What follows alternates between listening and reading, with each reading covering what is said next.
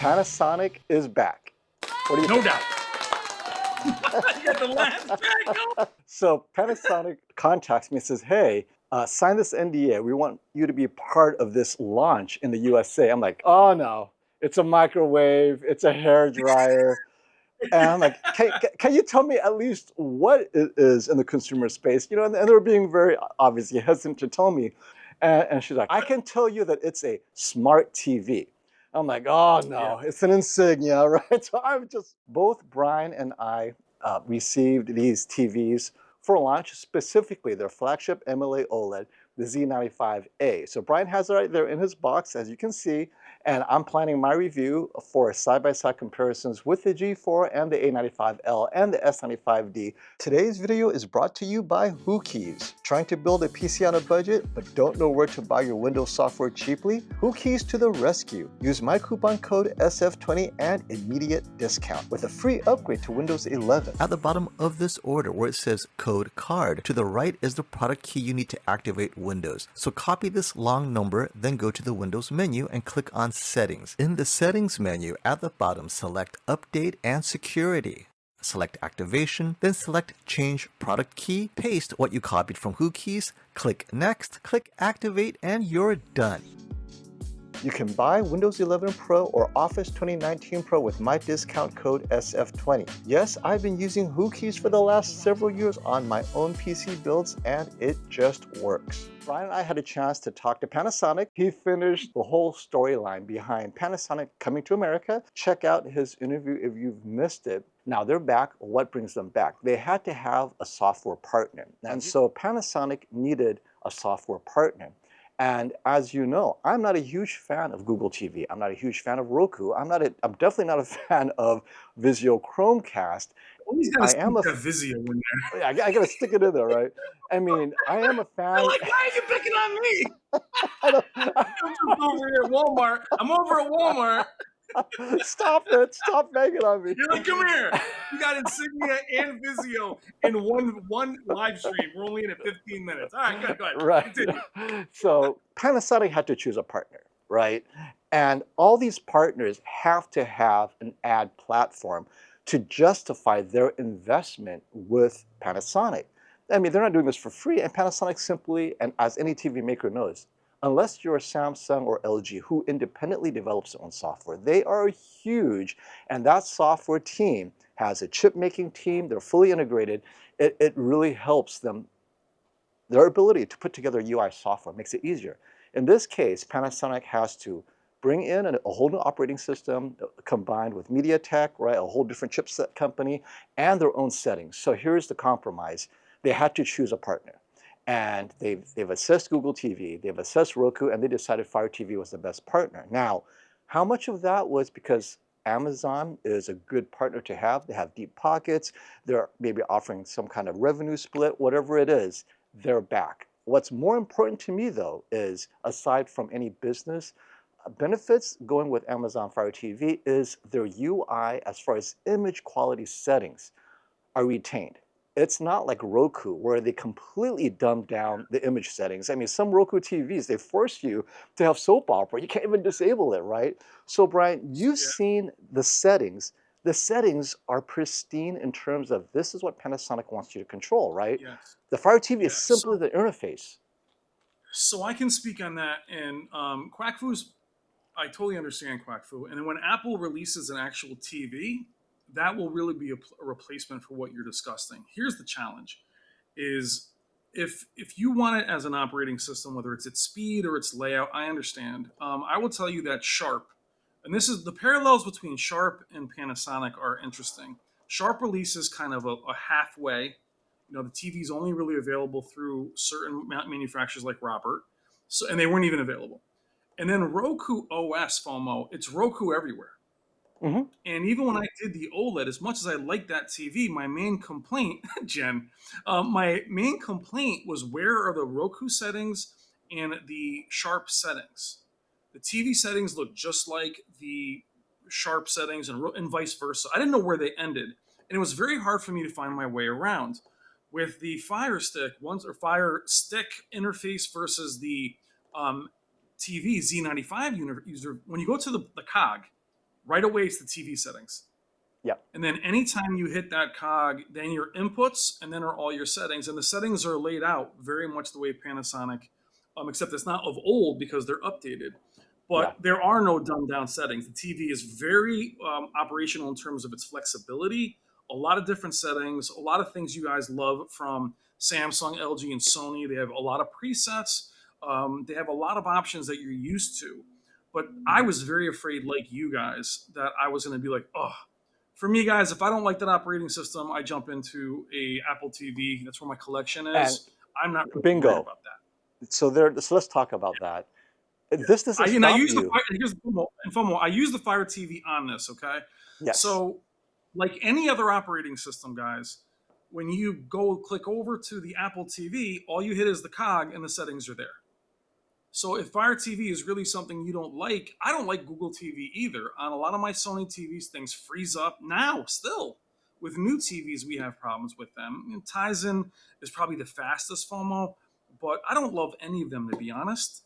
But I understand. But I'm telling you guys now, the label Fire TV does not cheapen it at all as far as its picture quality and its build quality and sound quality. And to your point, you have Apple TV. It doesn't stop you guys from plugging in your operating system of choice. Fire TV, Yeah. it's already native. Okay, you don't like that, that's fine. Then you could plug in Apple Yep. TV, you could plug in the latest Google Chromecast replacement, Roku stick, it doesn't matter. It Whatever you gives you want. that option, HDMI. And speaking of HDMI, they definitely upped their gaming. They are now matching the latest 144 hertz standard with the latest Mediatek chipset, although it's still 2. I'm Yep. fine with 2. Many of you are complaining that you wish it was 4, and that's fine, but at least they've upped their game in terms of 48 gigabit capacity, 2.1, right? 2 of those with 144 hertz capability for PC gamers. Console gamers shouldn't care. But Brian, you had a chance to do a little bit of gaming on your TV. What are your thoughts on that initially? So this is why I think both LG and Sony are in a little bit of trouble with Panasonic coming back. What you have is you have an MLA OLED with amazing processing. Now, while LG, I think LG's Alpha 11 caught up to the cognitive processor from Sony, here's the problem. It's got that same signature as Sony. So it has that filmic, accurate, they own Universal. So every strength that Sony has in regards to owning a movie house, cinema to home, now, I always say Pioneer because they purchased that, Panasonic has that. Yeah. And they have Techniques audio. So they're up on audio. Now go back to the LG side. Now they have 144 hertz of gaming and it's They do. MLA. So Mhm. they really have the best of both worlds. And FOMO, when Panasonic came back a few years ago, that was around the same time as the A9G. If you remember, Robert had that TV. Yeah, the I thought it professional. looked So they came back with only a professional version. only professional. I thought it looked better than the A9G, and the It A9G was was sold out incredible. within, Sold I out. never got mine. It was sold out in 5 days. And by the time I said, Robert, Yeah, where's mine? He goes, I'm sorry. People came in and yeah. outbid you. I'm like, what? Yep. Yeah, Oh, so if yeah. you and so it really gives you the best of both. Now, if it was like Sony, where they gaming is not an afterthought, but it's not their main focus, then there's one thing. But now Yeah. the gaming is still their focus. The game bar is excellent. The game mode looks gorgeous. In the Brian, game bar, you have go ahead. I'm sorry to interrupt. Real quick, Fire remote. A lot of people are wondering, wait a minute, does it come with 2 remotes? Is it yours or mine? I think that's yours. I'm in They're freaking coming to Compton take the over here. Panasonic. Ah, it's too early. You Thank broke you, the be encouraged. embargo. Fire TV remote. You got 2 remotes or 1 remote? I know Europe gets, I think, 2. It's only one. I think if that's going to bother people, like with Roku, it basically is an Amazon remote with a couple extra buttons on it. It has an And, AI and that's button that that's a pity. Yeah. yeah, and that's a shame. It's got this AI remote button where you can control everything. That's Panasonic. It's separate. So it is larger, but it's essentially so for those of you that are really in love with backlit remotes and things like that, I think that's also going away. Well, you see, like Sony's remote's not quite as premium as the longer A90J, LG's remote. I just think that that's not. I don't know if companies are just saving money on that, but And that's just not yeah. something that you're in love. And like you, I had to go and buy my Samsung remote, the Yeah, full-fledged one the on factory one. Yep. Amazon. And the same will happen with the Panasonic because, we don't care that there are too many buttons. We like a lot of buttons. We like to enter the codes. We like to enter the service menu and do what we need to do. Yeah. And I think Panasonic will have to consider adding the additional remote for, raise the price by Yeah. 10 bucks, whatever that costs. Now, I didn't mean to cut you off about the gaming because I know that's a dedicated video you're going to have. So before we leave gaming, just overall, you've tested a lot of TVs for gaming without any real spoilers other than how does this Panasonic compare as a gaming TV against the Well, LG G4? That was or is your gaming TV of 2024. Is this so Panasonic when we competitive? Yeah, so we look at the different game modes, which is really what differentiates these. Is obviously, you'll look at LG having HCIG, having Dolby Vision gaming. This also has Dolby Vision gaming. This has a different game bar. LG doesn't really have a game bar, so to speak. They have the whole game menu on the side, which I actually like better. What this TV also does, you can darken the black level without taking the whole level down, which is something that the other manufacturers, other than LG, do. So they're pretty equal. The LG itself, to me, it's got that game. It just feels more gamey, I should say. Hmm. But the game mode is equally gorgeous and probably just much more accurate. It just has a very accurate look to it. So Great to hear. Great to hear it's that great. Yeah, G4 if has there was an 83 competition. inch right now, if there was an 83 inch right now, there we'd have a problem. I can't wait to get to that next interview. I mean, this live stream is a bit about kind of everything about Panasonic, but we're going to have a Yep. dedicated live stream. Brian, if you were limited to 65 inches, does it open up your Yeah. choices, right? So here, Now, so what yeah, change? Yeah, what changes this TV? And I hate to say that it matters, but the audio is absurd. the These audio what? techniques, the audio is absurd. I mean, these technique Absurdly speakers, awesome or absurdly bad? amazing. It's amazing. So it brings up Yes. a thing that people might have a problem with is um, it looks chunky. There's a grill at the bottom. You have to see my video to really see it, and it's got a different kind of stand. But it does have techniques up firing speakers in the back, shooting up. It's got speakers around the base back side of it, and in the Hmm. bezel are a ton of technique speakers. You can actually move those speakers and focus them to certain parts of the room. So your flexibility, like any sound bar where you're having to do all the sound checks, this has more customization, and literally walking around. This is the first TV I've ever put music on. I had Jen's content playing. I just let that run. I was like, wow, this has a lot of bass, and that was without the bass boost on. So that's pretty amazing. So if you And add in the audio promo, it beats everything. and to your point, Brian, I want to hit Hammer Joe's comment because taking what you're saying, it segues into Hammer's question. What category do Yeah. these models fall, budget or premium? So we'll start with the Z95A. Z95A, if you look at my community tab, it is currently priced at just over $3,000, right? 3,200 MSRP. We all know by Black Friday, it will be very similar to the G4 pricing. So G4, I think, is expecting something like this. If you haven't noticed, they dropped it to $2,700.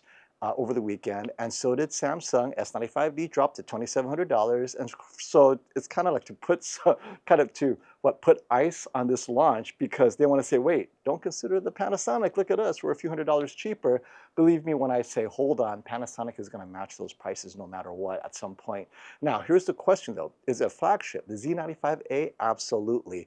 Not only does it have the AMOLED OLED just like the G4, it has a way better sound system. So that extra $100 or two definitely goes to the sound system. And a lot of you are saying, wait, but Yeah. it's so thick.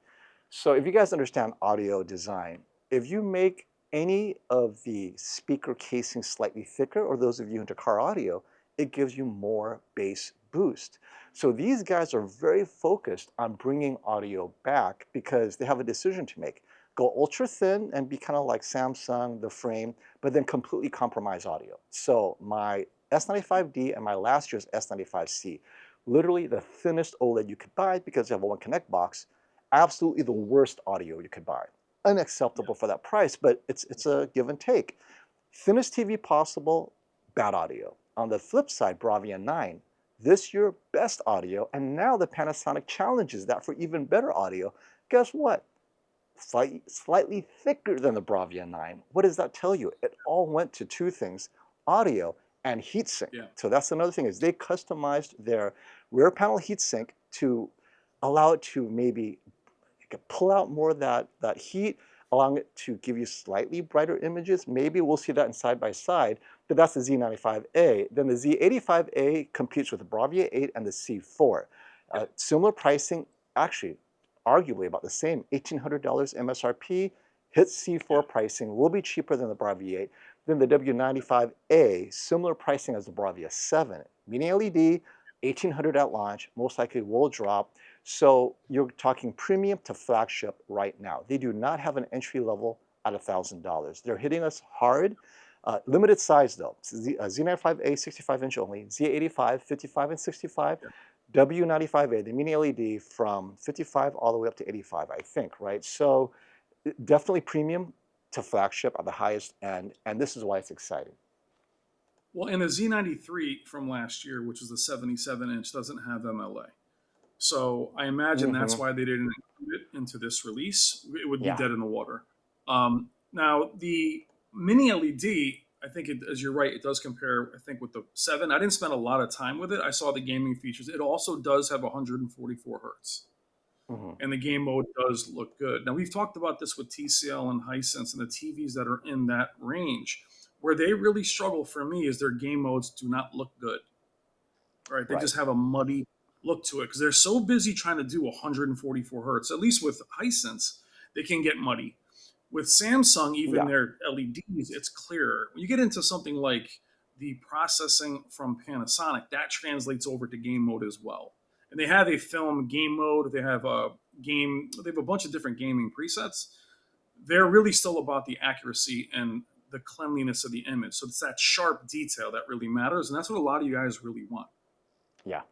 And let's hit the super chat. I know it's slightly off topic, but it does bring us to the Z95A not being a matte screen. Christian, thank you for coming by. Is the rumor true that Samsung is releasing a glossy version of S95D?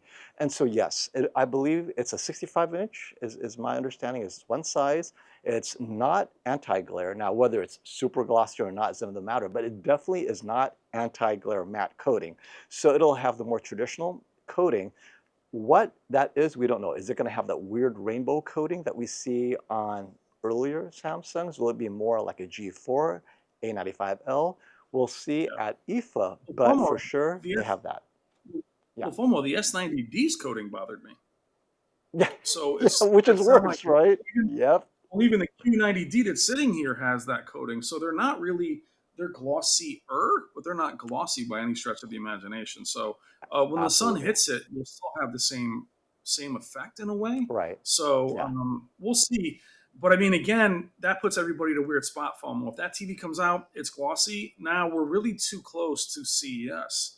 We're back to Panasonic. If we talk about, and I love that, Alex brought this up in the interview, this is their 2024 lineup. They didn't create some Frankenstein's monster and throw it out. They will still have a CES 2025. So you're buying this. That's why the prices are competitive with the TVs you see now. They're not what they would be at launch. Absolutely. So if you're looking for a TV now, you can say, oh, what's going to happen with them at CES? They're right in line with everybody else. So if you want to see reviews on the Z95A, I'm sure the ones in the UK, you can kind of almost back research it and then see what FOMO and I have, because I think we're the only US influencers covering it. That's what I've seen so far. That's what it sounds like too, is it's definitely a limited, I mean, I think it was last minute, and I'm glad to be part of their last minute release, but hey, you know what? You guys are going to benefit from our coverage, no doubt. Well, if you guys have any questions, I'm going to see them tonight. So there's an event, and their actual kickoff is tonight. Their real launch is in New York City tonight. I'm actually going to be jumping on a train, and I'm going to be there. So if you have big questions or big concerns, I'll be able to talk to the team this evening. Hey, not too many martinis, my friend. Jim Devers. Don't make him feel crazy. Yeah. I'm like, hey. Size, thank you for the super chat. I know, he's not going to make it back. Is there going to be a 55-inch Z95A? I saw online they have one in the European markets. So, Jim, As a reminder, in the USA, it's a limited in terms of model sizes. Z95A, only 65. Z85A, that's their OLED without the MLA and with a slightly downgraded sound system. That one is 55 and 65, and W95A is their mini LED. Similarly, so this is a surprise, the best sound system is on the Z95A. Both the 85 and 95 have good systems, but I'd say a step down, and the 95A has the most sizes from 55 to 85 inches. And of course, we have questions, well, how does the mini LED compare? At some point, we'll get that in for review to compare with the QM7 and the U8. I have the QM7, I have the U8, the QM8, and I actually have the U7N right here coming this morning. And as far as I'm concerned, my Panasonic, you'll be seeing my Panasonic tomorrow because they're like, wait, FOMO, we're gonna have to show off our Panasonic to the press before we send you yours. I'm like, okay, whatever. I'll be a team player, go ahead. And so Well, mine that's is not true. somewhere. Yours got lost in the mail. My, mine is sitting on a wagon, a covered wagon somewhere. You didn't have to wait. Yours got lost in the mail. But Oh, it's what I think is that crazy. makes that even more exciting because we have this discussion, and I think for many of you, and this is what FOMO and I've been listening to for. I've been on YouTube 8 years. FOMO, how many years you've had a channel? Whenever we've Ooh, talked about the yeah. shootout, so whenever the shootout's being discussed, all we ever hear is, "What about Panasonic?" And I've always said, "Look, you can't win if you don't play." They've always been Yep. invited. They were this close to releasing and just putting their TV into the shootout. That You would have know, been amazing had they done that. what's funny is, so you guys saw my t-shirt, where's Panasonic and Philips? So I literally made that t-shirt sometime late last year. I just never had a reason to wear it. And so when they contacted me, if you guys noticed, I started wearing that t-shirt again, it's kind of reminding you guys that, wait, maybe Panasonic should be back in the discussion, and they're back. Normal, what did you have? So you guys know that when we're under NDA, we did this with Sony. Remember when it's all about the names? Like, Mhm. oh, those are stupid names. They would never name that. So FOMO did something on the last live stream. He's like, if I get 500 likes, I'm gonna ship a Panasonic. He's like, I'm gonna ship a Panasonic across the Yep, border. yep. So Well, and I wouldn't have said that if I didn't know that it was coming already.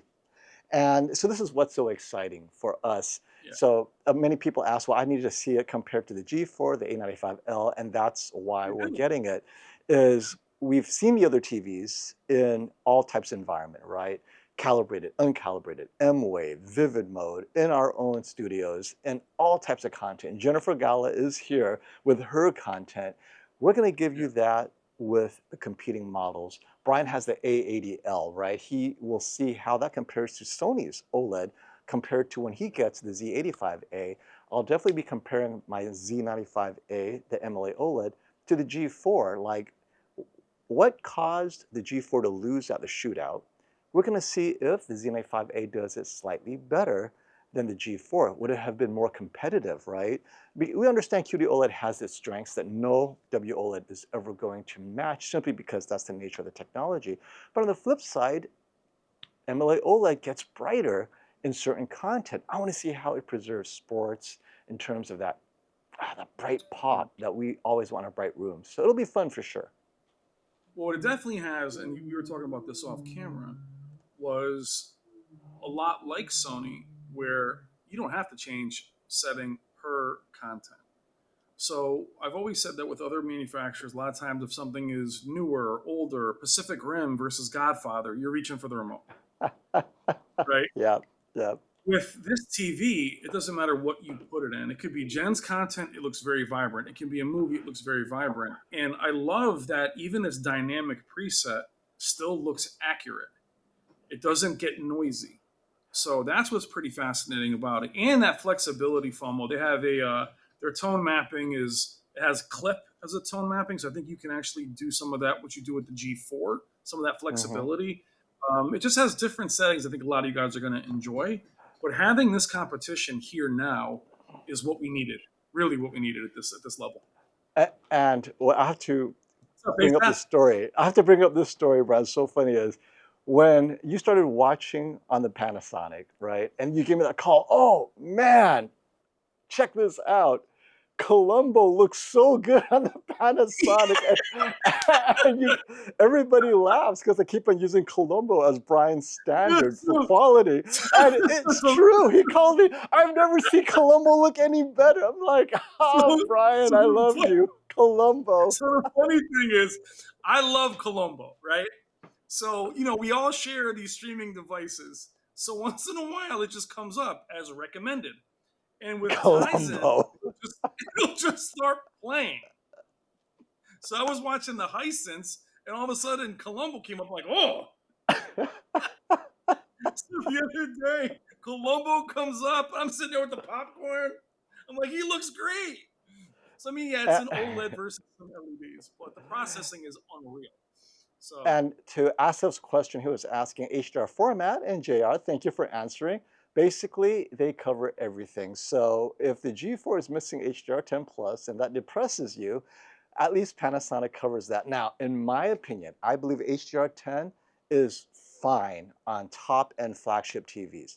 Sony, Samsung, TCL, Hisense. If you're paying $1,000 or more for a quality TV, either premium or above, I don't think Dolby Vision or HDR10 Plus adds much to the game. Slightly different, maybe.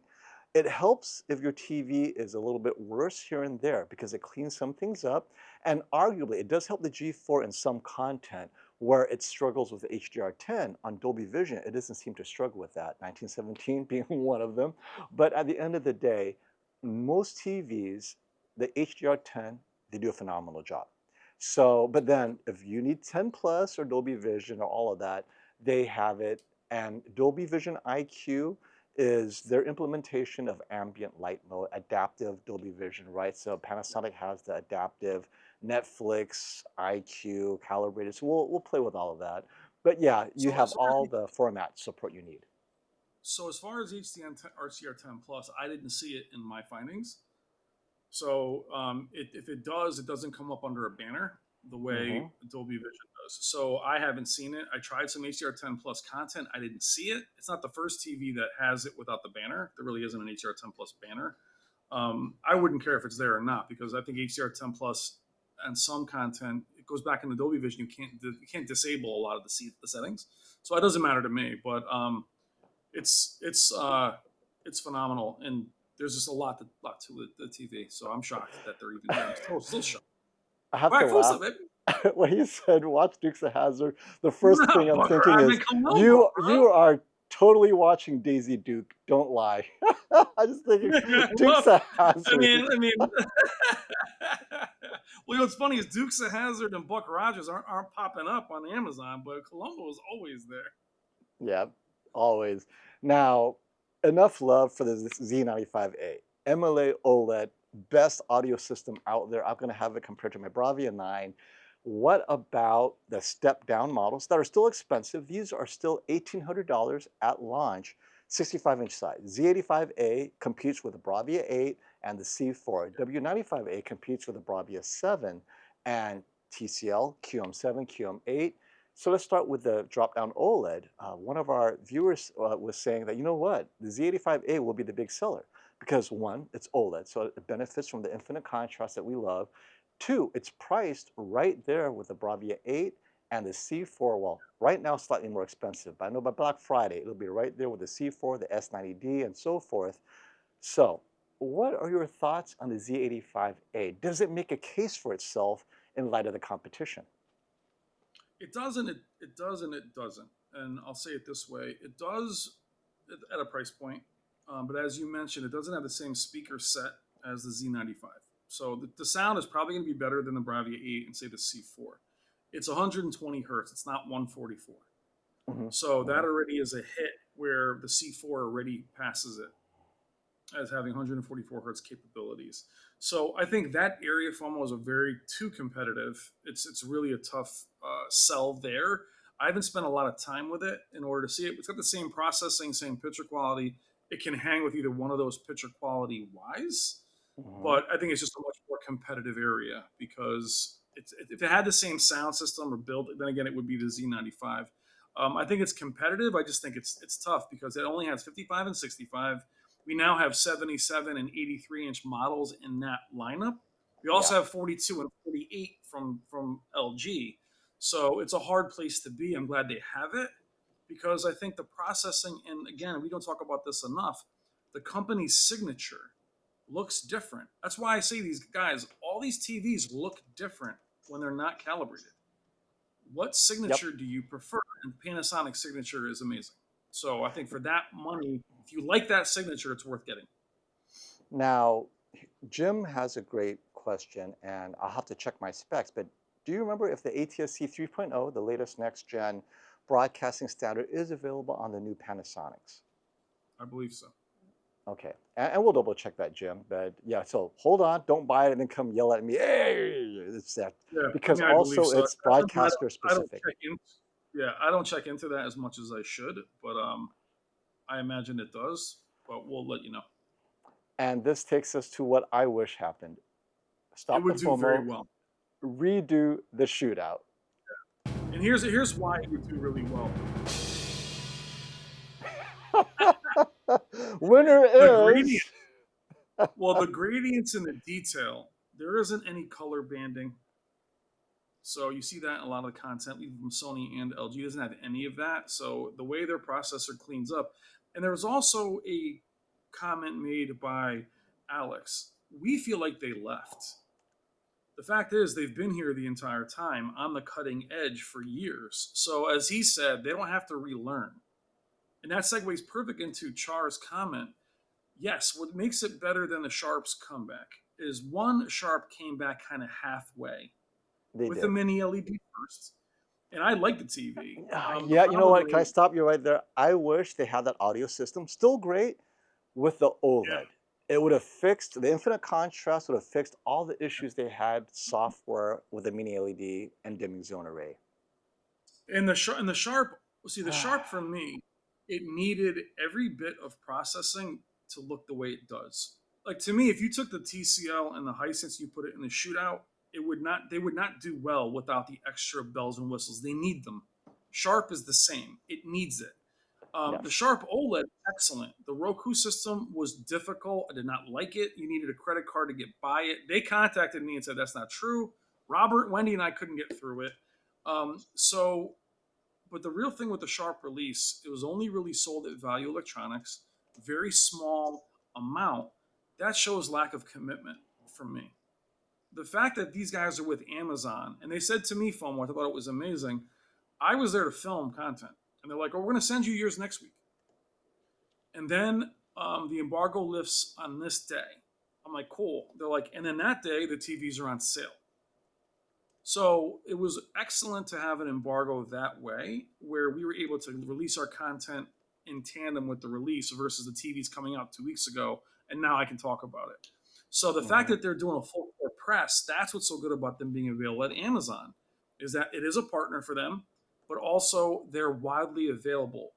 Panasonic's problem in the past, FOMO, very expensive and very niche. They don't want to cheapen their product, but they don't want to just have it to be sold at small places because you're not going to make money that way. They need to make money. Yep. And let me address Brad's comment. Who is developing Panasonic's firmware software? So if you guys don't know, the firmware software is actually split into two halves. One is connection to the internet, streaming apps, everything that has to do with getting Netflix to work properly, all of that. That is a nightmare, my friends. What they did is Yeah. they partnered with Fire TV to get all of that right, from your internet security to all the apps working. So if it's working on Fire TV, it's going to work on the Panasonic releases this year.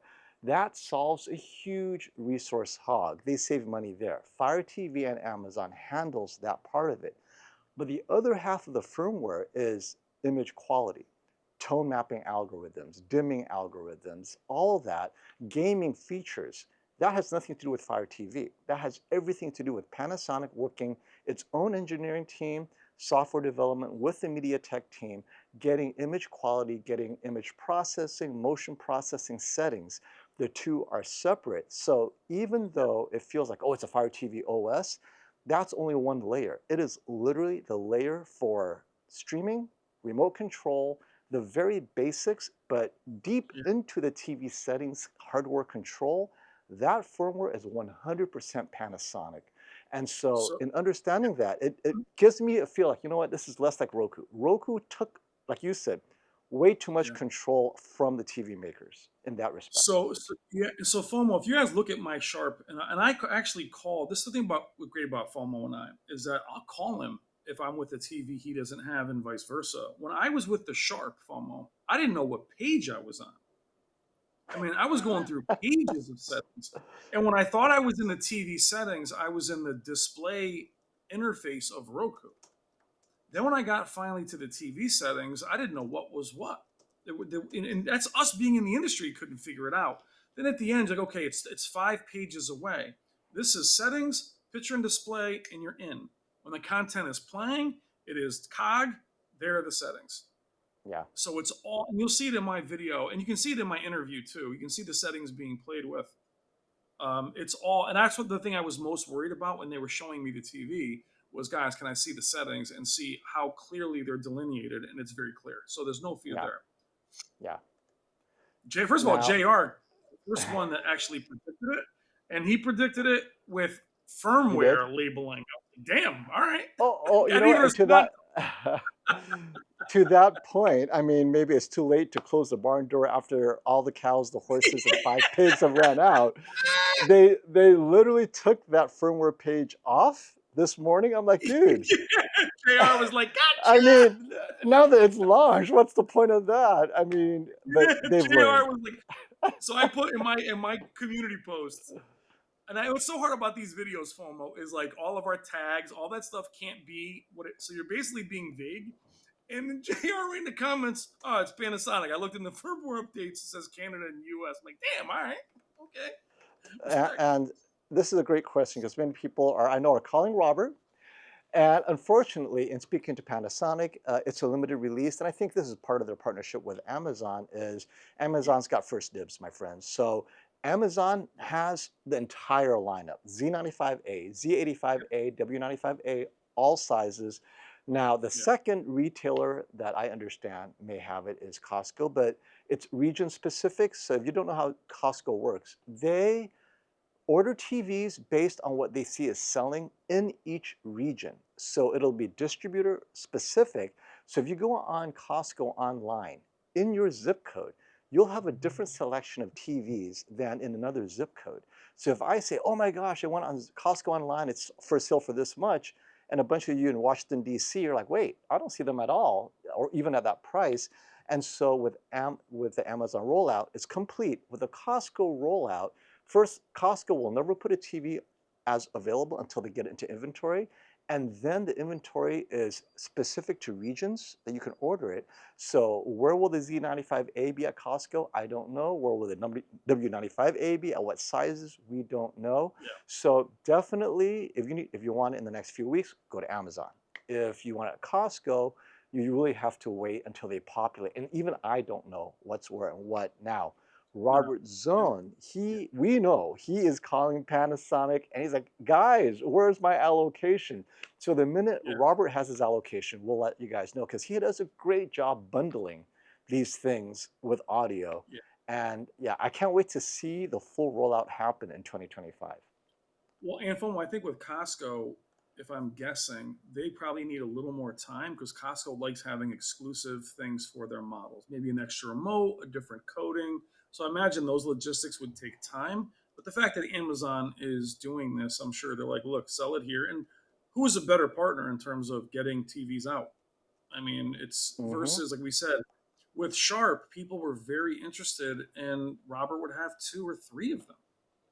Mm-hmm. You can't make money like that, and then you can't. So it's like going through Amazon.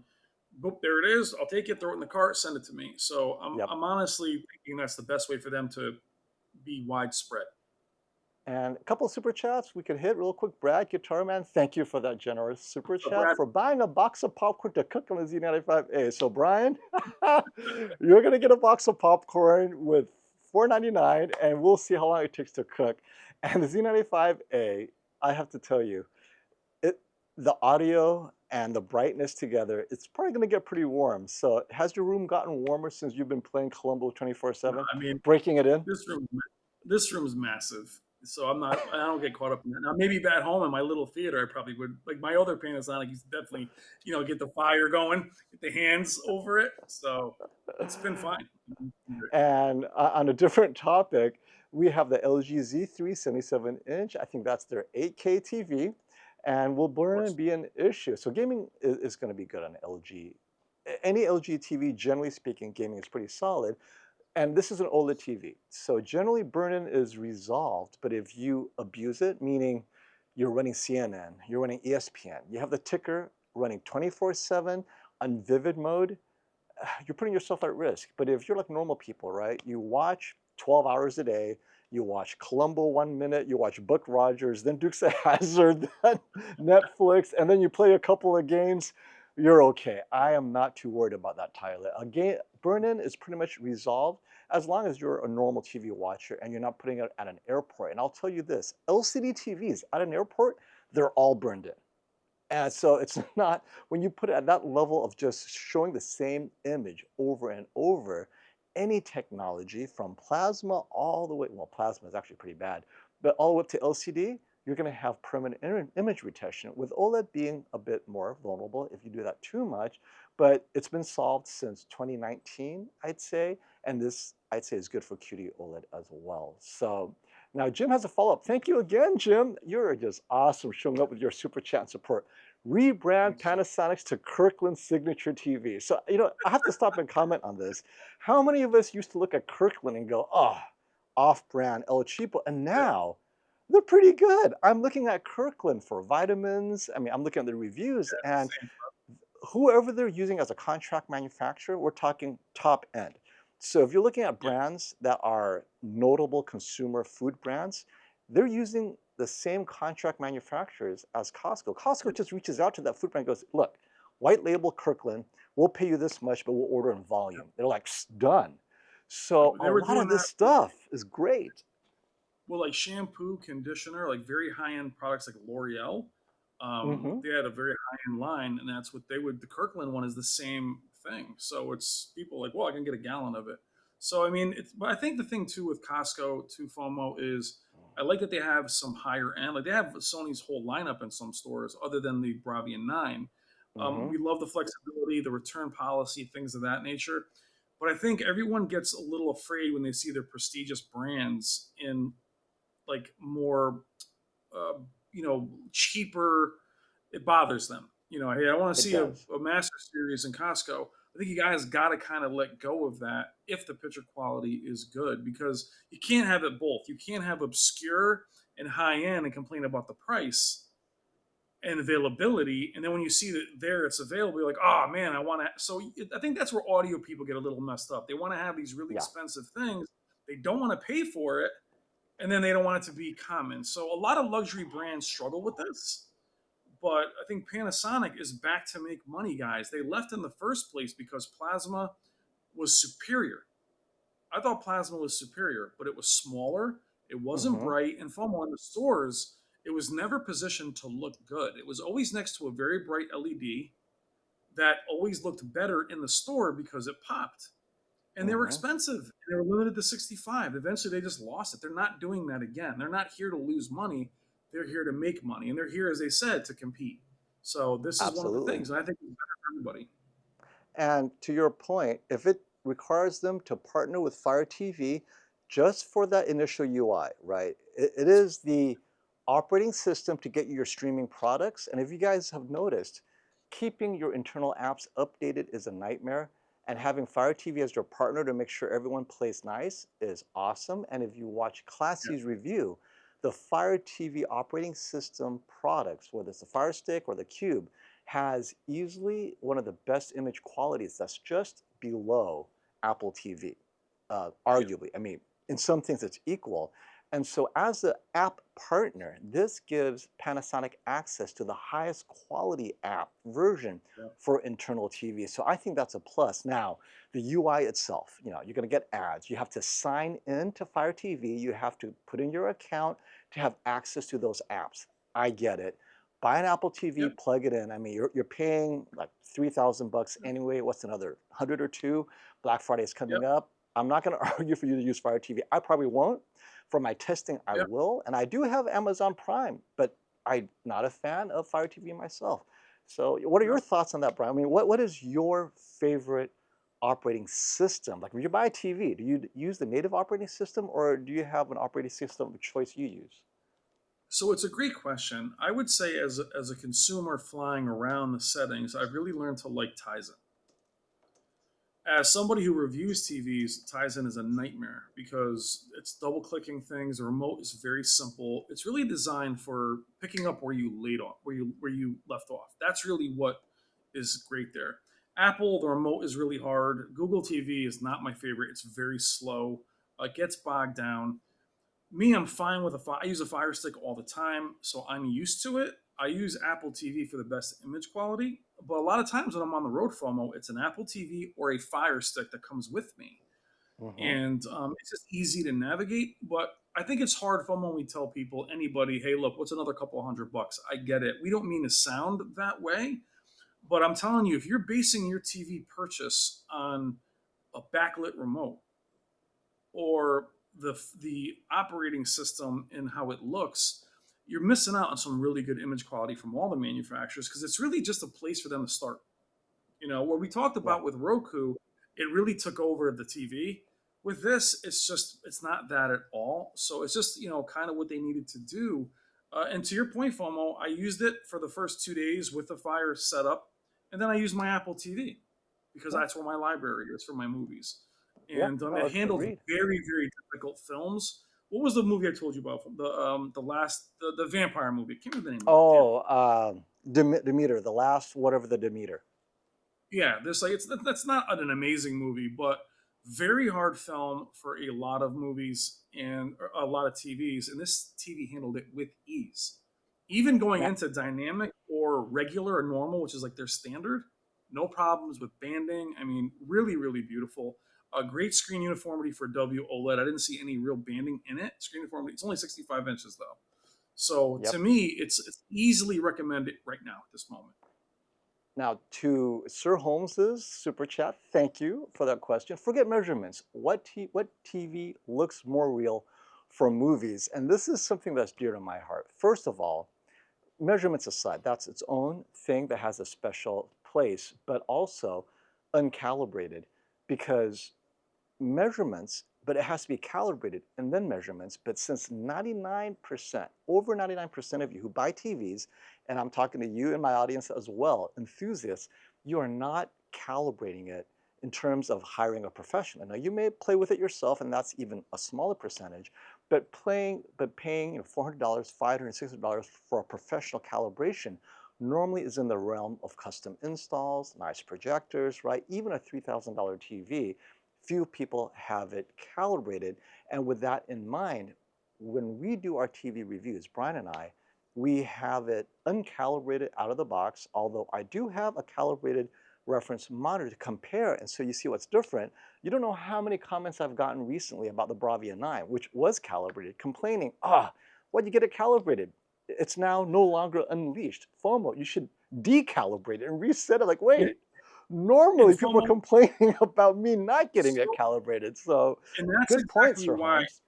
I don't get them calibrated because when I talked about calibration 5 or 6 years ago with TVs, all of a sudden it was like, don't do that because then I don't know what I'm going to get.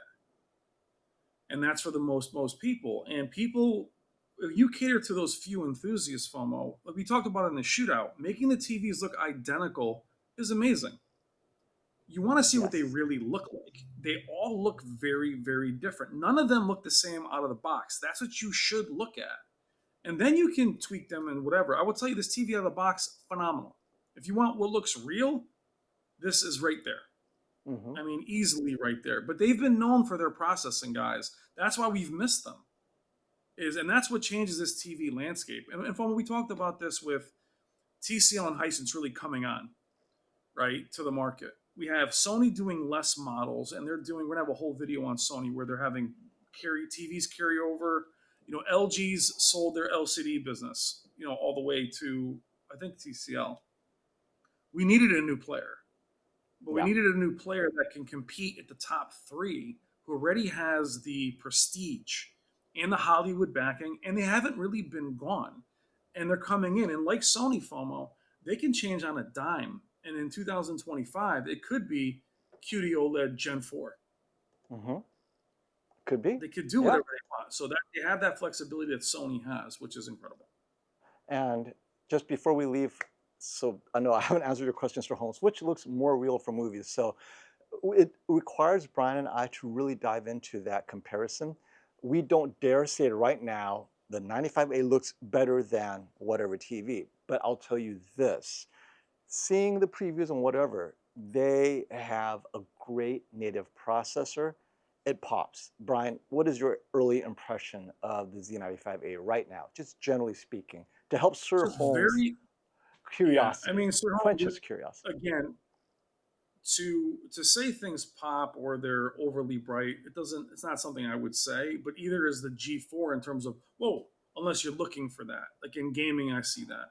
um, I don't know if it's the same MLA that the G4 has. I'm not sure how that really works between manufacturers or LG displays, but I'll tell you that as far as accuracy, if you like that Sony look, it looks different, but it's equally accurate. And what I saw in the comparisons from, and what you're going to see as well, to people, or should I say, from models of the Shootout, it's color in low and bright luminance that the other manufacturers struggled with. Even lifted blacks, it kept that shadow detail, but kept the deep blacks. So its processing looked better. Is this a paid advertisement? I'm always going to get that whenever. Wait, no, no. The response is best. I wish we were sponsored by Amazon. I wish. I I wish. wish. I mean, you guys, we have to have a whole. We have to do another show video, but Yes. I think it's incredible. So I mean, but I would say if you want something that looks, I could recommend it now. Paid advertisement. And just What do you want to me to hit a do? few Tell you it's garbage? What hit is a few wrong with you? questions, hit a few super chats. Thank you for being patient, my friends. The Bravia A 77-inch is down to $28.99, $1,000 off at Best Buy. Is this as good as it gets, or should it hold off for Black Friday? So Sony doesn't give a lot of discounts, and when No. it does drop, personally, I think it could probably go a couple $100 more, so you should still hold off for Black Friday. Sony has a reputation where on Black Friday, around there, at Best Buy specifically, they will put out a 24-hour deal that is, oh my God, I've never seen it so low, and then it's gone. Limited Yeah. inventory. So net flooded, in my opinion, $28.99 is still high. I suspect on Black Friday or around there, you're going to get it under 2,500 briefly, strike, and you'll be happy because by the year after, it'll not get that much cheaper anyway. So yes, Black Friday, under 2,500, my prediction for the Bravia 8. And Getty is saying, hey, FOMO, editor's choice, Z95A, maybe, we'll see. I'll tell you who's in the lead now, and you guys will accuse me of being a shill. The TCL QM7 is in the lead for me, and this is why. You guys saw my review. The thing is $700, and it just shocks the heck out of me that for $700, your performance matched or exceeded what the Sony X95K Mini LED was just 2 years ago. It exceeded that performance, and it's $700. This is how far we've come with an entry-level Mini LED TV. The QM7 is TCL's least expensive entry-level Mini LED, right? It doesn't get any lower than that. It's amazing for $700. And taking price into consideration is normally how I do my editor's choice. Now, best TV for movies, I'm gonna have to see. So the Z95A now is in the running for sure. Brian, where is the Z95A in your stack of best of this year? What is it competing for? I mean, from what I've seen right now, it's only with those other two top TVs. It's basically with the G4 and the N95L. Yeah, Oh, and obviously the S95. I need you to create a video called Best TV to Watch Columbo. We have to. Well, like I said, where Panasonic lives is the strengths of Sony in terms of filmmakers, movie house, processing, and then the strengths of LG with those same things and gaming. So the fact that these TVs have all gotten equal in terms of processing, now their individual processing is important. What they're detailed, they have, like you said, the 3D LUT system that they have, that the reference monitor has, that only LG has. They've had it longer. So they have that kind of know-how. They have their own reference monitor. So whatever you take Sony's strengths to be, this is like the Shazam freaking Superman comparison. It's right there. So then you add the audio, and then 144 hertz. So now if you do want that Sony image, but a little different and better gaming and better audio, boom, the Z95A is right there. And it has MLA. So, Yes. really, really interesting time. What's up, buddy? And thank you, buddy, for your support. One of our longtime listeners, and I love Yeah, buddy hooked me that. up too today. Thank you, buddy. Yeah, he's so excited as we all are. And he has a follow-up question. Thank you for the super chat, my friend. I don't know if you said it already, but is this an Amazon exclusive or just for now? So just for now, at launch, it's an Amazon exclusive for all models, all sizes available in the USA. Later, I do know that they will release it depending on where you are, Costco, but definitely you have to check with Costco regionally. We don't know what models will be at what Costco. And then, of course, other retailers later.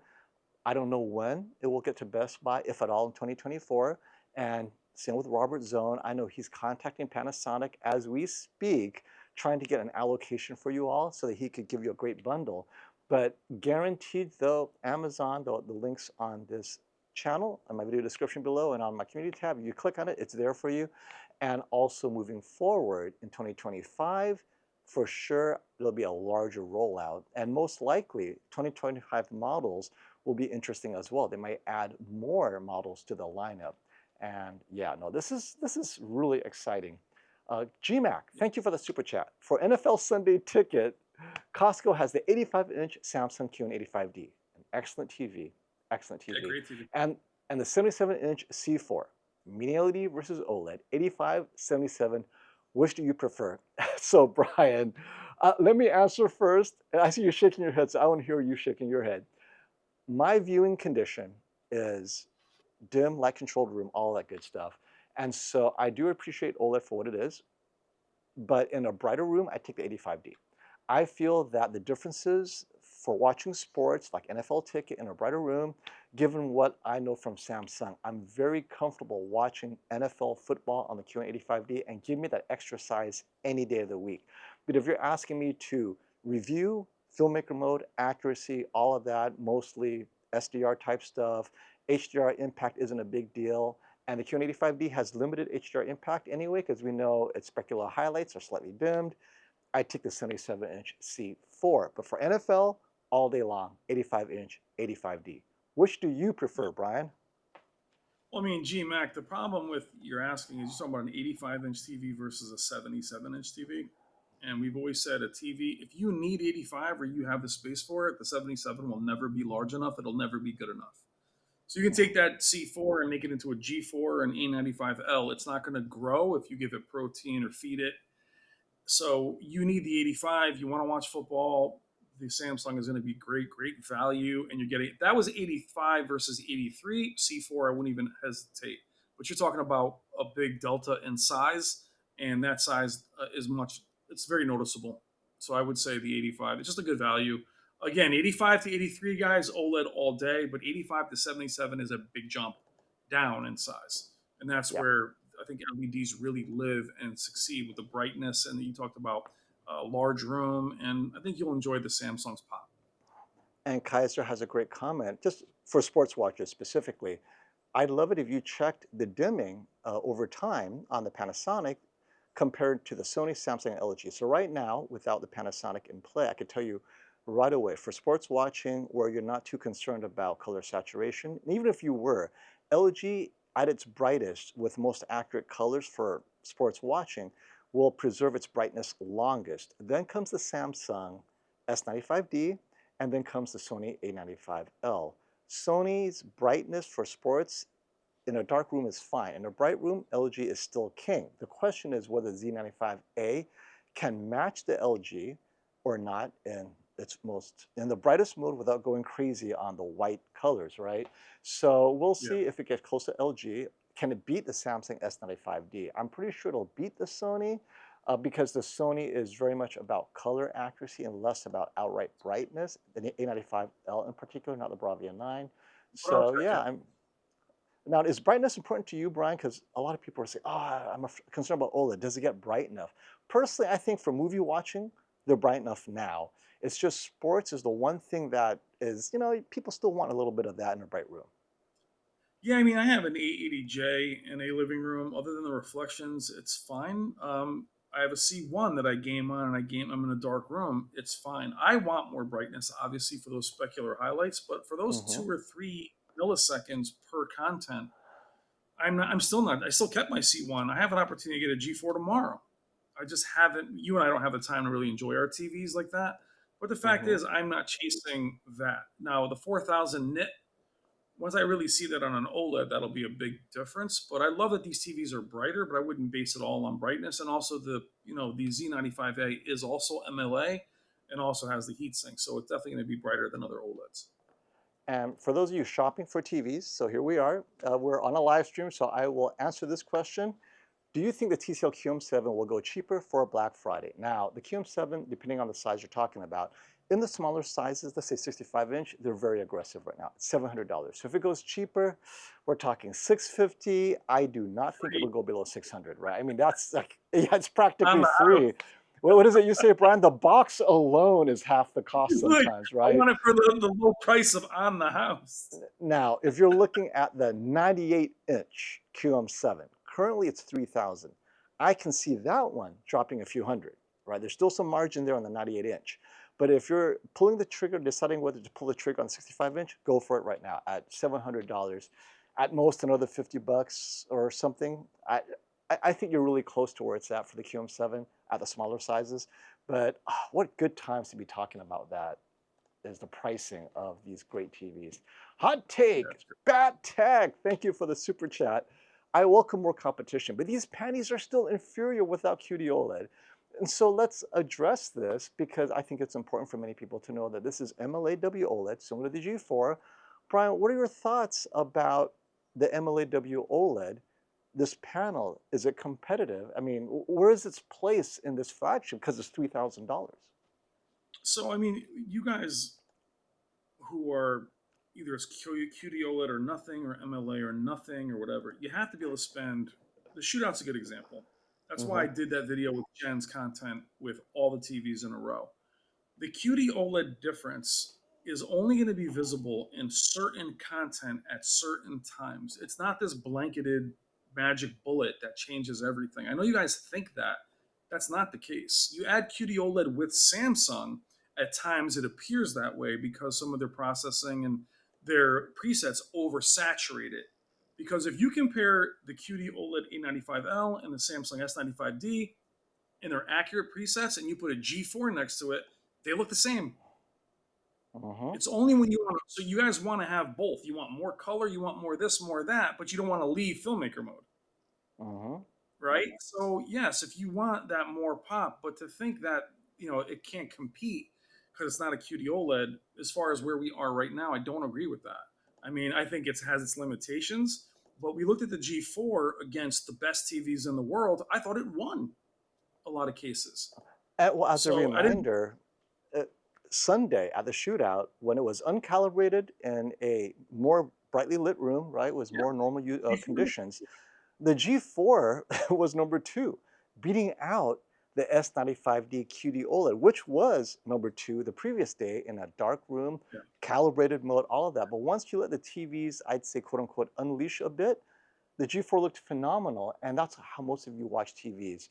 But yeah, to your point with Bat Tech, if you are an enthusiast, what does it always say? We don't want that checkbox to be missing. We know yeah, QD yeah, OLED is the best. We know what it does. And to know you're leaving performance on the table, even though you watch Columbo, is what kills me yeah, because I know all three TVs will look identical watching Columbo.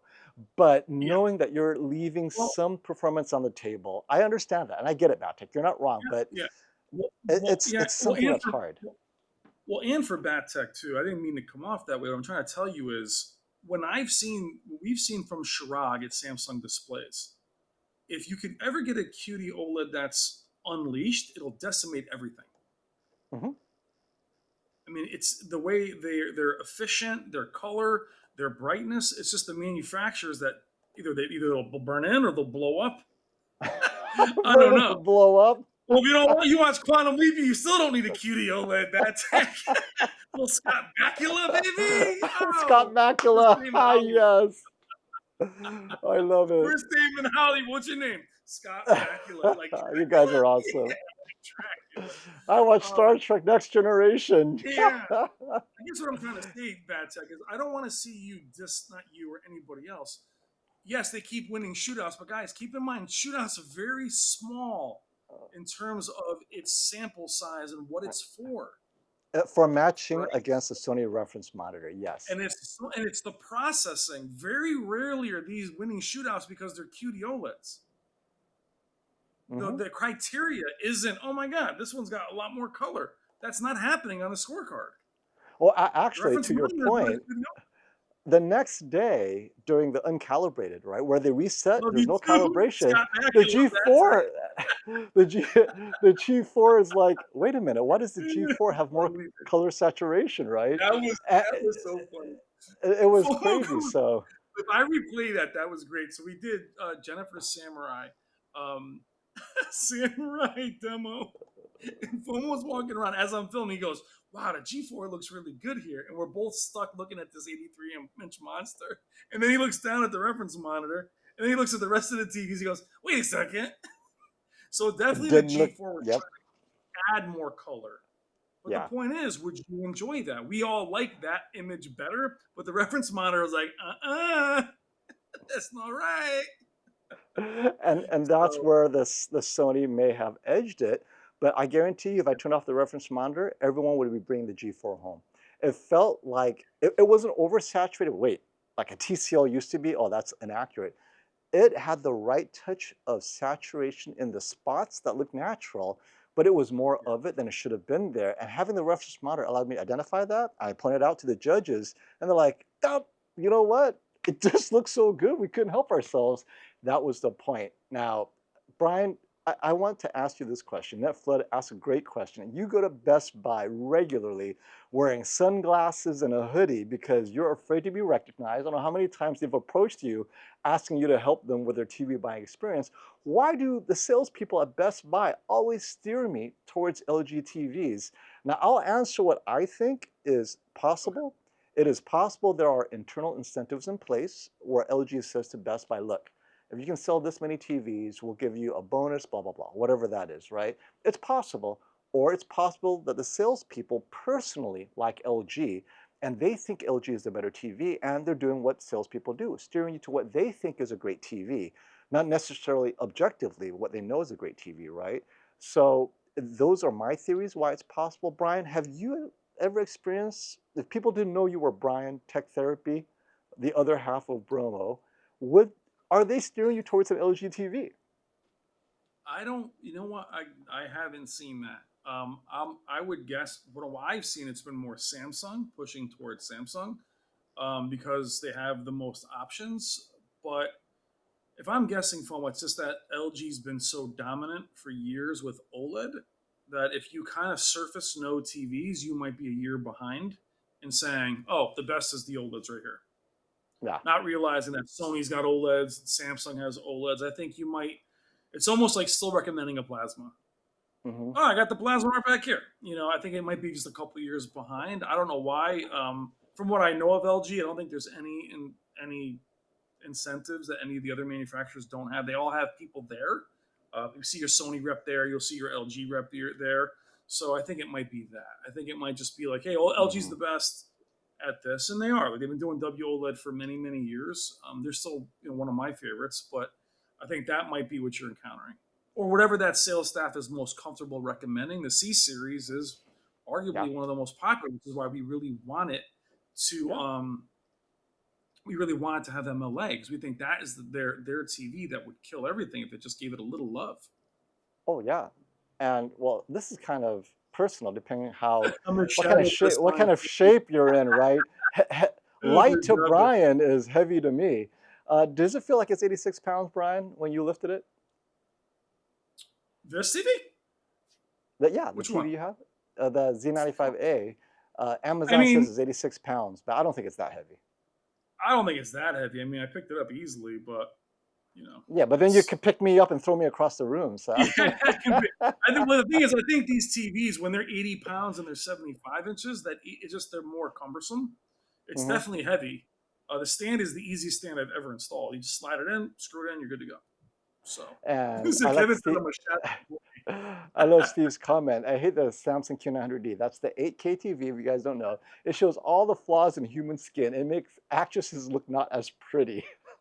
So with that, you know what? With that logic, you got to get a 1080p You plasma need a Puro, right? Everyone's beautiful. I look like Kim Basinger, right? Boy, did I age yeah. myself just now. Like you're processing. I don't think so. Hey, and this is, I think this point does Daddy, require daddy. tech. This requires a lot of tech therapy for many of you who literally just bought the Sony Bravia 8 or either the C4 or the G4, right? Sony Bravia 8, C4, G4. Just when I thought I made up my mind on the next TV, this happens. And honestly, guys, Unfortunately. this happens every 3 months, every 4 months, right? And every CES. How many people bought a TV, a G3 on December, only to discover 2 months later that the G4 updated everything? I mean, the processor was better, fixed all the Yeah. flaws of the G3, and now they're out of the return period. They're pulling their hair. And so here we are again with the Z95A, not just the same brand, but one that we've been waiting for them to come back, and they're here. And you're like, oh, I'm tired of waiting. I'm getting the G4. Don't. What do you say to them, Brian? Let's give them a quick tech therapy right now. Well, I think what makes this even harder, for Maddie Daddy and everybody else that's here, and us too, FOMO, is it's not as simple as what is Samsung bringing, because you're so familiar with those manufacturers. What's Sony bringing? You're familiar with that. This isn't just a brand coming back; it's a brand that you're not familiar with anymore. So it's not as simple as, hey, it's as good as last year's G3 or G2. So it's a complete different, it's a maverick. We don't know. I don't know yet. Right. So I know what I've seen and I love it. But Maddie Daddy, I think what you're saying is you're so comfortable knowing this is what the A95L is going to do. I know what Samsung is going to do. I also know what LG is going to do. Panasonic is just this loose cannon right now where you're like, oh, wait a minute. What are they going to do? Will they go QD OLED next year? So it does add, and it's not adding a bargain TV. You're adding a flagship right into that top three, and Mm-hmm. it's very confusing. So if I was right on the verge of buying a 65-inch TV, like a lot of you guys, I'd be screwed. I would literally stop what I'm doing and be like, okay, stop. Yep, I need yep. to recheck everything out. Maddie Daddy, Brian, Maddie Daddy, Maddie, Maddie Maddie Daddy. Daddy, come on, come on, Maddie Daddy. I wish I had a cool the name like that, Brian right Daddy. now you have you have the Panasonic Z95A. You're testing it. Mine's arriving soon, and you're going to see Panasonic tonight. You're going to meet the team, and after watching some of that stuff on the Panasonic, what suggestions do you have for them already that you think, if you were to say one good thing about this TV already, like, oh, you guys did an amazing job with this, what would that be? I mean, the amazing job, honestly, picture quality, their presets, the flexibility of image, all that's addressed. TV's gorgeous. The presets look very different. Again, the customization, awesome. The audio, awesome. Build quality, awesome. I mean, thing is absolutely beautiful. My biggest critique is going to be like a lot of you guys. Is I don't think that the build is going to be for a lot of people. I think the form factor is going to be hard for some people that are Mm-hmm. used to very sleek TVs. Mm-hmm. And then I think the remote is going to be the big issue. And obviously releasing this late in the year. But keep in mind, guys, the A95L came out in October. So Mm-hmm. I think that wasn't as jarring because you guys were waiting for it.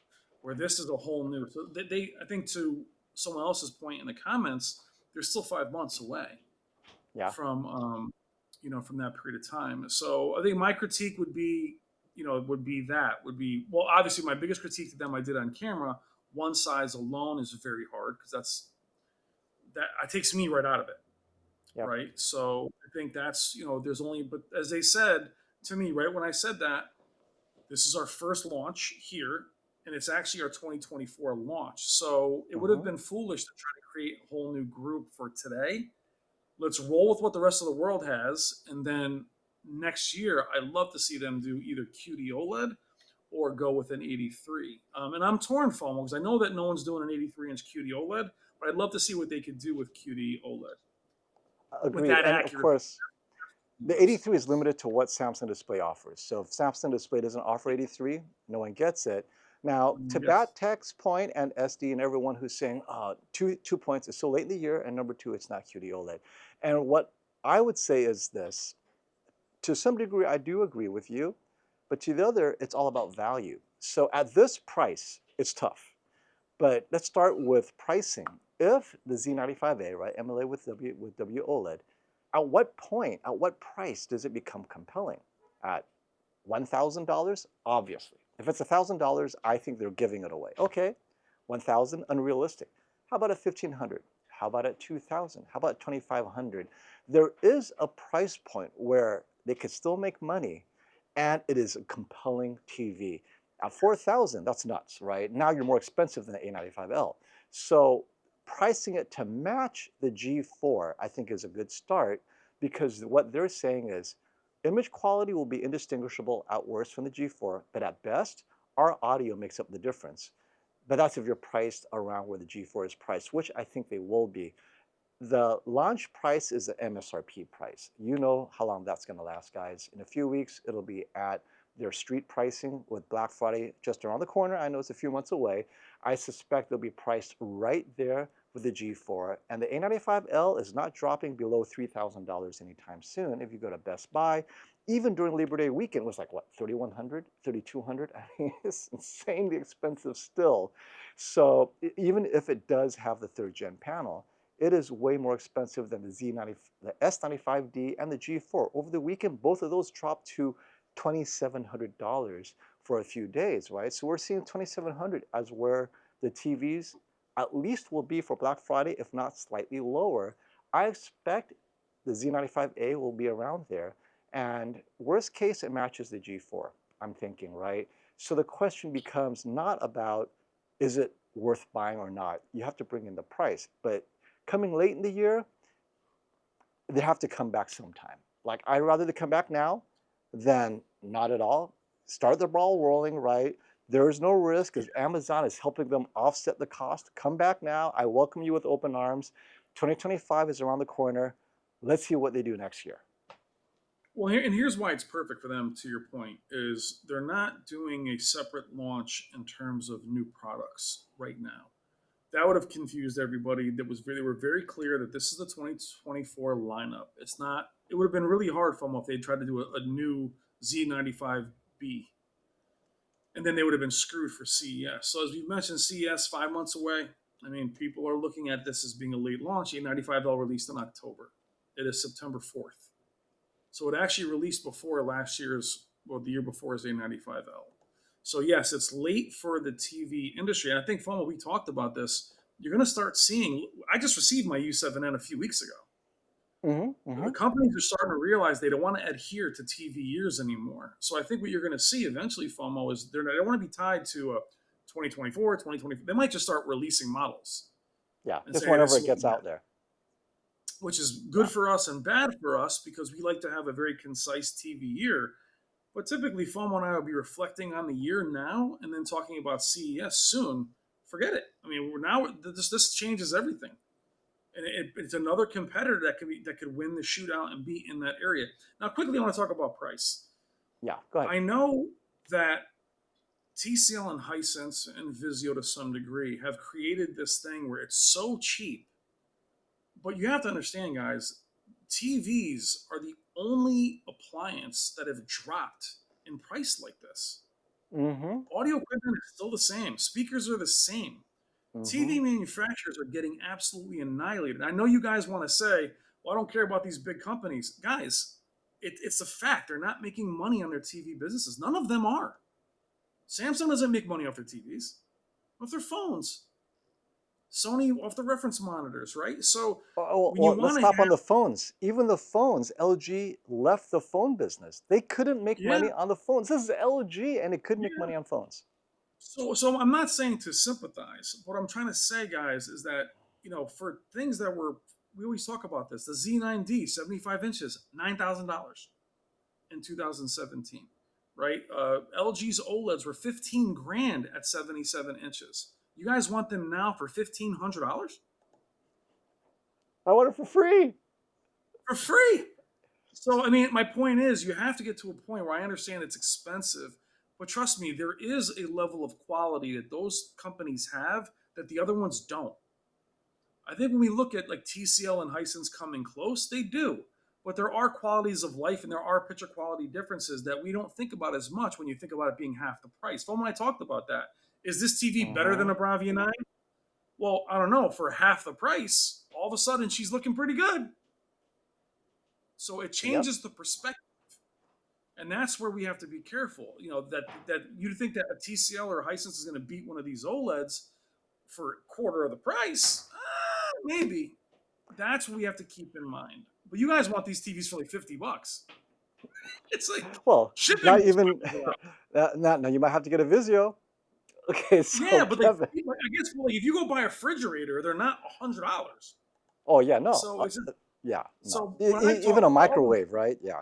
I talk to all the manufacturers about this, they're like, yeah, it's crazy. Where do you think the money comes from? Hmm. That's why they're all struggling so badly. You're not selling like LG. If LG phone, we talked about this. If LG was selling more OLEDs and they were cheaper, that'd be fine. They cost the same to make.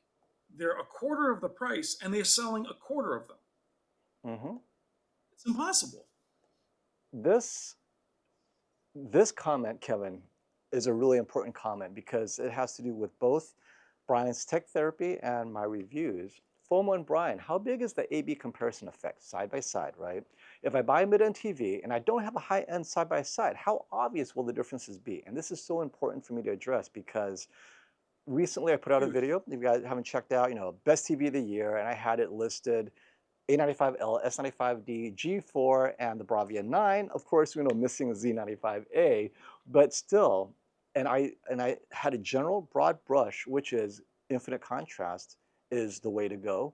Bravia 9 falls slightly short, and in a dark room, it's going to be obvious. And there were a couple of comments where people took offense to that because they have the Bravia 9, and they were telling me, you don't get it, FOMO. Forget this infinite contrast. This is the most amazing TV ever. And I did not want to correct them. It's not my job for you to regret your purchase. I know it's awesome. I have it, right? For those who haven't purchased a TV, that's what the side-by-sides are for. But for those who have purchased a TV, and it's not just about the Bravia 9, it's about the QM7. If I had a QM7 just sitting in a room by itself, I'd be like, this is an amazing looking TV. And then once you put a TV next to it, right, then you start seeing the differences. So as a reviewer, I always try to help you with an informed decision. But what do we always say? If you walk out of this room and put all the TVs in their own rooms, you sit and watch one TV, you leave the room, wait 5 minutes, and go into another room with a different TV, you're like, they look very similar. Wait a minute. And then you start running back and forth. The fact you have to run back and forth means the TV are too close to call. Side by side, you can make the call. So when I say that infinite contrast makes a difference, I have them side by side. But if you have the Bravia 9 and you think it's amazing, I'm never going to correct you. I'm never going to say, oh, no, no, dude, you made the wrong decision. I want you to enjoy your purchase. My job is to never have you second guess that purchase. But there are people who haven't bought the TV and we don't know what their use case is. So I'm here to help them through that use case.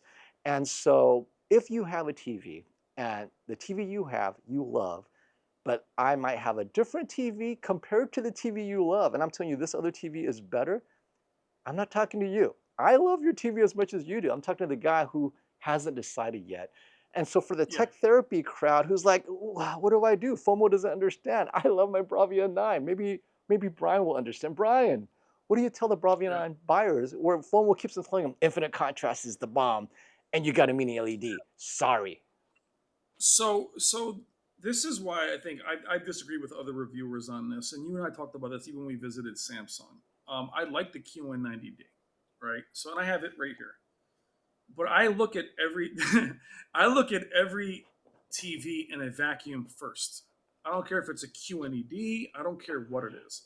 I don't agree with buying a TV or as a reviewer and throwing it against an OLED or a G4 against a Bravia 9 or whatever. Sit with it alone. Judge it alone. If it's terrible, you're going to notice it. You're going to say, "Oh wow, the TV really blooms," or this is what I'm talking about. Is that you have to be able to see it in a vacuum first. What I would say about the A/B comparison is that, in my opinion, the QM7s compete with the U7Ns or the U8Ns, right? They compete in that same ballpark. You can say that the OLEDs, all the top OLEDs, I don't care if it's the Sharp, the C4, whatever, put them all in a room together, you might struggle to see the difference. But there are qualities. I can't take a U7N and put it next to a G4 and think you won't notice the difference.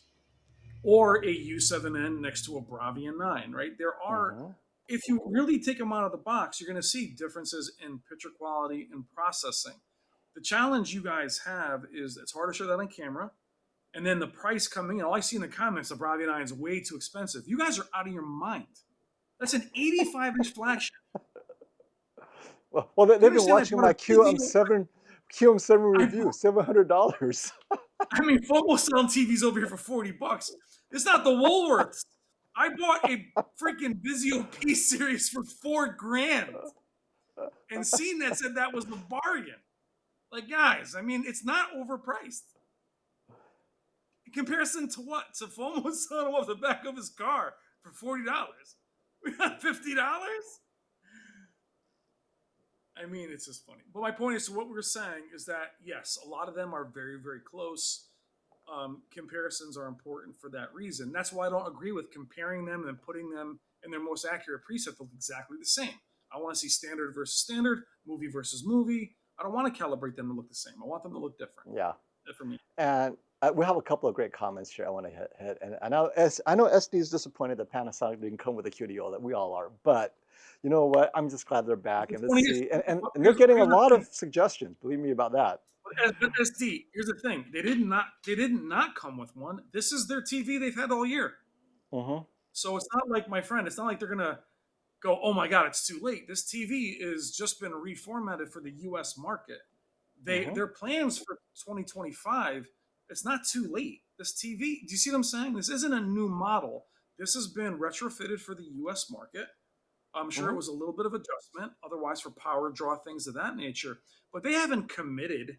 They're like Sony. Sony on a dime can change to MLA tomorrow if they want If to they make wanted. that their A95, And right? So I think that's kind of where I think people, including myself, SD, I was confused too. I'm like, wow, you're going to squeeze in this US launch. They're like, no, no, no. I had to go back to my old video from CES. These are the same models, which is to say they're yeah, not old. So in theory, FOMO, they actually released perfectly on time. It's just to the US they're a little bit to the late. US. Well, I would like to say to SD's point specifically, if they are planning QD OLED, why release MLA now? And it's kind of like what we call in business sunk cost. They've already spent the money Good. to do MLA right. They already spent the money tuning Mediatek. I mean, this was done a year ahead of time, right? So anytime you see a TV release a certain year, it took a year before to run through the prototyping and tooling and all of that. So the cost had already been spent, SD. They have inventory. They have all these panels to get rid of. They want to launch in the US. They're like, okay, we can launch our all-new TVs in 2025. Let's say for the sake of argument in QD OLED. But if we want to get rid of all of our inventory, why not roll out some of that inventory to the US? All we have to do is adapt the power board, right, for US consumption, and we're done. And I think that's what they did. They know what they're going to sell in Europe. They have some excess inventory, 65-inch, let's say. They'll sell out the 55-inch. 65-inch, they have excess inventory. They're going to package it for the US, as well as the other models and sizes, which they have more of. But specifically the flagship, if they have too many, like, why not roll out whatever they have left for the US? And then QD OLED is still in development, right, SD? So if you're thinking QD OLED, they have been planning this since 2023, 2024 early, if not 2023, right? So if they wanted a QD OLED launch in 2025, the engineering begins in 2023, year end. Yeah. And now it's ready to roll in 2025 for a launch. They're probably testing it right now in Japan. So either Yeah. way, QD OLED is going to be released if it's planned unchanged, which please do, but it doesn't stop them from finishing out the inventory they've had accumulated over the last year for the European rollout. So I think it's okay, right? I think it makes sense to me for sure. Well, again, if this was a new, as we talked about it, a Frankenstein's monster of a new model, yes, you'd be absolutely right. You'd say, "What are you doing? Why are you squeezing this in now?" They're not doing that. They're just opening it to us. If I worded it that way, it'd make more for them, all right? Hey, we're just sending it to you. Mhm. But I love what's so funny is that you guys have begged for Panasonic to be back. How's it feel? Just having them back. I know for dude, my face hurts. Like, how does it feel? From Regardless of smiling, like we have a new paint, like we have a new player, guys. I mean, yeah, we we have a do. new player that has got the prestige. They're back in full force. I mean, think about what we're talking about. Next year, they're going to be at the shootout with their 2025 models. Hmm. I Can you already believe mentioned that? that bad thing. C9D, do I had the QN9800D? It was $12,000. And someone else, real quick, I can't see their comment. They actually asked about the KS8000 and would the S95D be an upgrade to the KS? Yes. I mean, the S95D is actually brighter than the KS8000. And you're talking about an edge lit legendary Samsung TV, S95D destroys it. You'll be very, very happy. Trust me. And as far as gaming, it's not close. 144 hertz. So if you have a Yeah. KS8000, it's a great TV, but it's a 2016, 2017 edge lit Samsung. You're going to be very happy. So I pull the trigger on Hmm. that. What's up, Michael? And guys, have any questions about the Panasonic rollout? Just anything, ask us. Any other TV models, ask us. And as a reminder, this is not a sponsored video. It is us being excited that Panasonic is back because, well, two big reasons. One, gives you more of a selection, right? Panasonic brings something different to the table. It brings better audio. It brings a bright MLA OLED like the G4, and it brings slightly different processing that's similar to Yeah. Sony, just another option. But more importantly, it gives them a chance to reset their USA product lineup and expectations heading into 2025. Competition is good, right? It pushes Well, Sony, it pushes LG. and what I think is what's so funny is that, be like this as its sponsored video. Well, here's the thing. Would you rather, we're not sponsored. I wish we had gotten paid by somebody. It'd be But nice. would you rather have me reporting on Vincent or somebody from the UK? Or would you rather me have the TV? Would you rather have us right at the forefront of the launch? So I mean, that's my thing is we're really just here to showcase what it is, and then we can take the TVs and figure out what they do and spend time with them. But it's kind of like you want me to be on the cutting edge with my information, but not know what's going to happen. You want me to guess? Like put my head through the window, like, hey, what's going on over here? I mean, you Yeah, guys should be great. happy that we're there. I mean, I'm Yeah. amped as a creator that I was invited. Only me and this guy are invited in this group. I mean, I don't know who else in the U.S., but I'm thrilled that they're back. Yep, I am too. I've screamed for them to come back. So being a plasma fan, I mean, it just works out. I'm so glad to be part of it. But the fact is, they're not sponsoring us. None of them. Here's the best part about it: we have relationships with them all. They know they can't sponsor us because it serves no purpose. If you sponsor the guy, it ruins it. You ever not heard one video? Oh, sponsored by LG. We're gonna do a video right with the hat and the water bottle. Wait, They where's know my if they hat? do Wait. I got my wrong hat on. I need to get paid. what do you LG, have? baby. No, it's black, bro. I had an LG water bottle, and I got a Samsung. What do I have? I have a Sony hat. But the thing is, if you have communication with all of them, you can't be bought by any of them. Yep. Here's something I want to address. Steve Cass, I don't like that Panasonic uses the Mediatek chip for the HDMI board, or just Mediatek chip in general as the SoC, right? So here's the thing. Mediatek is literally the only high performance third party chip maker for TVs. Period. End of story. LG makes their own chips, Samsung makes their own chips, and they're not selling it to anyone. So if Sony says, you know what, LG's got a great chip, let me reach out to LG. LG's like, nope, we're not selling it to anyone. We're keeping it in-house. Sony has no choice, and Panasonic, and TCL, and Hisense, right? Short of developing it themselves, but here's the problem. When you develop a chip yourself, unless you have someone else to sell it to, how much more expensive is your TV if the only buyer you have is yourself? Whereas MediaTek is able to offset all that R&D by selling it to TCL, Hisense, Konka, Sony, Panasonic, whoever, right? And if you look at MediaTek, it keeps on getting slightly better every year, right? They also include the Dolby Vision processing in their chip. I mean, they have a bunch of stuff happening in there. 144 hertz gaming, that's all MediaTek offering this to the TV makers. Samsung makes their own chips. LG makes their own chips. So I know we're not happy with MediaTek, but it is literally all you have. There is no one else making TV, high performance TV chips. No, and it almost goes back to that thing. You guys want that, but you don't want to pay. So they're not gonna put in the assets and the cost to develop a chip now where they're already making no money. So that's really there's really nowhere for them to go. So we talk about that with HDMI. Oh, I want more HDMI 2 ports. Well, you don't want to pay the extra couple $100 for them if it's not their chip. LG and Samsung can do that. They make the chip, but look, they're getting hurt too.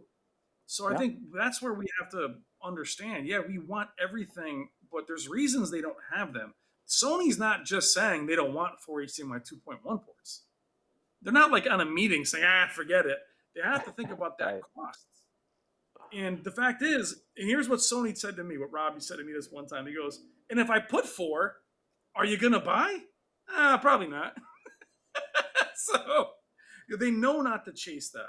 By the way, Yeah. Lionheart in the Wild is John Hooper. Oh, John, good to see John you. Hooper, I what's up from didn't Vienna? recognize your new outfit, right? So I don't know if he's a witness protection in Vienna, but that's John Hooper. Wait. You just unveiled him. Now he's gonna change his name again. He's like, oh my god, I gotta go redo my thing. Like, good fellas. What's up, John?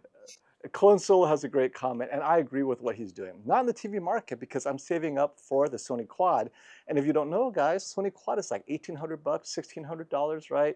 It's not cheap, but it's an upgrade worth having. So if you have an older TV, let's say it's 3 years old, still works, you love it.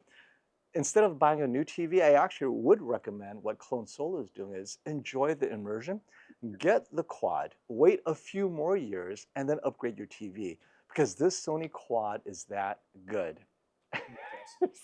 Oh, and he wants us to know he's starting a fresh Well, account. I he swear, goes, nothing. nothing happened. Nothing happened. All right, John, we believe All you. right, John. Nothing All has right, John. happened. Ah, John Amazing. with one H, no H is Jon. I love it. You guys are so great. I love you all. So, I gotta catch a train soon, bro. We gotta catch. I have to might pop out. I'm a couple minutes. oh, all good. We still have you for a few more minutes. I think Few more in minutes. 10 minutes it'll be 2 hours. I think 2 hours is enough for us to share our excitement and our love for Panasonic coming back. Thank you so much, Panasonic, for coming back. And Kevin Gardner has a question. Guys, I've been given an M series Vizio. No comment. And the red is blooming. No comment.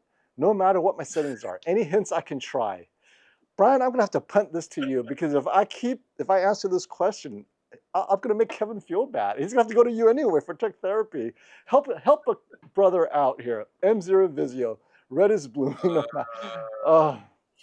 Besides Um, saying get a TCL, what is your recommendation for Kevin? I mean, so you've been given it. I mean, I don't even know phone because I'm actually not even familiar with their settings anymore. Just go into the color settings and drop down and you said the red is blooming. Go into the color settings and drop the red. It's all I can tell you. I mean, Kevin, it's if you having told me dealt it was with blooming, like yeah. If you told me like the blacks were blooming, we could talk about local dim. You're talking about a specific color. So and I it don't know. happens. It happens. The problem you're seeing, Kevin, and this is an It's issue. free.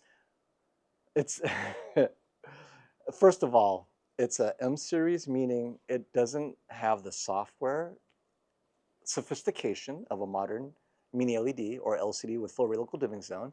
And Vizio has always struggled with blooming. There's nothing in the settings you can do. What you could try is local dimming, set it to high.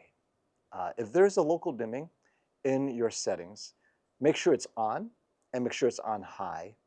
And that's the best advice I have to address the blooming, because Vizio has a reputation for blooming. Remember the P Quantum X series that Linus got? And it was a blooming monster, and that was their flagship $8,000 TV at the time. That's their flagship TV, and they couldn't fix the blooming. And after that TV, they just stopped trying. It's hard. So Kevin, just deal with it. Make sure the local dimming is set to high. And in your next upgrade, I recommend something like a Hisense or a TCL, also budget TVs.